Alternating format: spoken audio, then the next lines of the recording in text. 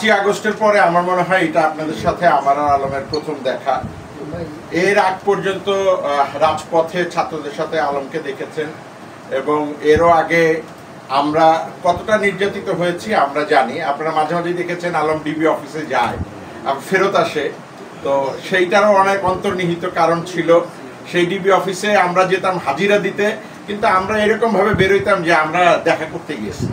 তো অনেক সময় অনেক ইতিহাস আমরা আসলে বলতে পারি নাই, দুর্বিষহ জীবনে আপনারাও অনেক নিউজ প্রচার করতে পারেন নাই।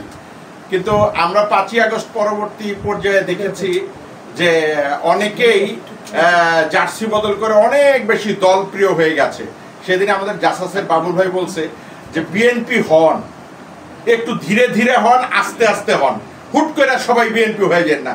আমাদের অনেক নেতা কর্মী লাগবে, অনেক দলীয় লোকজন লাগবে, কিন্তু হুট করে কেউ এত বিএনপি মনে হয়ে যান না। কথাটা এই কারণে বললাম যে 5ই আগস্টের পরে আলমের সঙ্গে দুটো অনাকাঙ্ক্ষিত ঘটনা ঘটছে, আমার সাথেও দুই এক জায়গায় অনাকাঙ্ক্ষিত ঘটনা ঘটছে। হ্যাঁ, এই বিষয়টা নিয়ে যে আলম কেন রিজভী ভাইয়ের বিরুদ্ধে মামলা করতে গেল। রিজভী ভাই নিজেই কিন্তু স্বয়ং বলছেন যে আমি ওকে মাফ করে দিছি।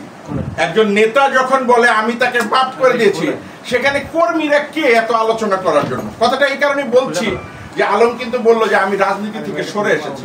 আপনারা দেখেছেন বিগত স্বৈরাচারী সরকারের আমলে দলীয় পরিচয় দিয়ে মাঠে নেমে কেউ কিন্তু নির্যাতন থেকে রক্ষা পায়নি, অনেকে গুম হয়ে গেছে, অনেকে লাশ খুঁজে পায় নাই।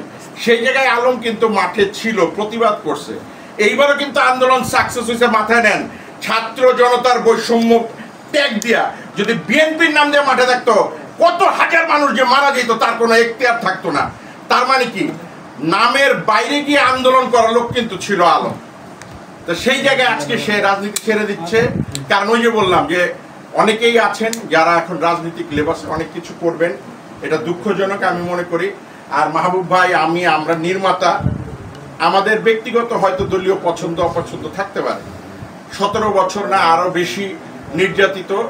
আমি জাতীয়তাবাদী টেলিভিশন মনিটরিং সেলের চেয়ারম্যান। 2001 সালে বিএনপির হাওয়া ভবনে তারেক রহমানের নেতৃত্বে নির্বাচন পরিচালনা কমিটিতে দায়িত্বে ছিলাম। 2013 সালে আমার একেবারে এমন অবস্থা হয়ে গেছে যে শুধু মৃত্যুটা বাকি আর কি। সেখান থেকে কিন্তু নিজেকে লুকায় ফেলে বিভিন্নভাবে সামাজিকভাবে প্রতিবাদ কিন্তু বন্ধ করিনি আমরা। ঢাকা 17 তো দাঁড়ানো ছিল প্রতিবাদ, কারণ কোনো ব্যানারে যদি হিরো আলম দাঁড়াইতো ঢাকা 17 থেকে, তাহলে হিরো আলমও কিন্তু গুমের শিকার হইতো, এতে কোনো মিস নাই। তো এখন অনেকেই অনেক কথা বলেন, তো যাই হোক, আর এটা দীর্ঘায়িত করছি না। ও হয়তো আবেগের বশবর্তী হয়ে বানাইতে চাইছিল আরাফাতের 4 বউ অথবা ডিবি হারুনকে নিয়ে।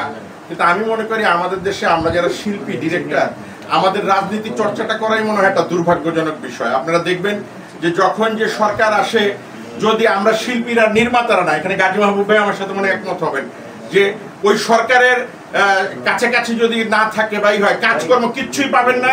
পাশাপাশি যদি সরকারের দুই একটু সমালোচনা করেন, তাহলে কাকে কিভাবে গোপনে নিয়ে পেদানি দেয়, যারা পেদানিটা খায় তারা বুঝে। কিন্তু অনেক সাংবাদিক আছে এখানে, আমি জানি তারাও অনেকে ডিবি অফিসে পেদানি খাইছেন, কিন্তু লজ্জা এসে বাইরে বন্ধুরা বলতে পারেন নাই, কারণ নিলেই তো ওই বন্ধুরা সুযোগ নিবে, আরে ওরা তো ডিবিতে পেদানি দিচ্ছে, কি সাংবাদিক। তো আমরা পারি না অনেক সময় অনেক কিছু করতে। তা আশা রাখছি এখন একটি মুক্ত মঞ্চ, সামনের দিনেও ভালো হবে, আমরা ভালো কিছু করব, দোয়া করবেন সবাই। সিনেমাটা নিয়ে বলবেন ভাইয়া। কোন সিনেমাটা? এই যে আলম ভাইয়ের বাদশাদা কিং। আমার মনে হয় যে এই বাদশাদা কিং ছবিটা আসলে ঈদে রিলিজ হওয়ার মতো ছবি ছিল। এখন ওই যে আলমের সবসময় আমি বলি ওর একটা পাগলামি থাকে, ও মাঝে মাঝে কিছু কাজ করে ফেলে, কি জন্য করে আমি তা জানি না, কিন্তু ওর একটা পাগলামি আছে, এটা আপনারাও জানেন যে ও দুঃসাহসী মানুষ, কখন কি করে বসে এইটা আসলে বোঝা কঠিন। তো এইটা আমার কাছে মনে হয় ঈদের ছবি ছিল, এই ছবিটা ও আবার একটা দুঃসাহস নিয়ে এখন রিলিজ করছে। আমার পক্ষ থেকে সবসময় আমি স্নেহ করি ছোট ভাইয়ের মতো, কোনো ভুল করলেও ওকে সাজেশন দিই যে এটা ভুল করছো তুমি, তোমার এটা ঠিক না। এবং ইভান মল্লিক আমার খুব মানে কাছের একজন ছোট ভাই এবং অনেক ভালো নির্মাতা। আমি যা দেখছি ইভান মল্লিককে, এবং একটা সিনেমা পাগল ছেলে, মানে ওর মধ্যে এই জিনিসটা মানে খুবই ডেডিকেটেড যে ও সিনেমা পাগল ছেলে। আমি দোয়া করি অনেক বড় ডিরেক্টর হোক ইভান মল্লিক আমাদের চেয়েও, এবং এই ছবিটা আসলেই ভালো বানাইছে ইভান।